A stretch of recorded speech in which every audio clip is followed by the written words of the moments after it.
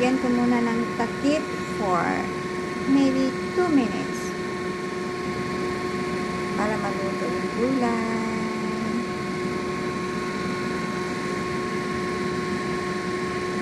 Half cook ko lang yung gulay. Tapos lagyan ko ng bell pepper. Ayan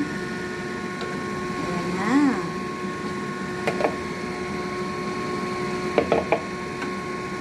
Ayan na yung ulam ko.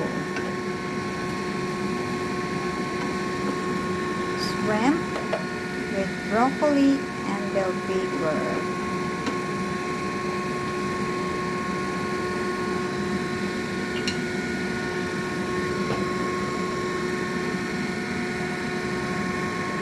Boil ko ng 1 time and then off ko na yung fire.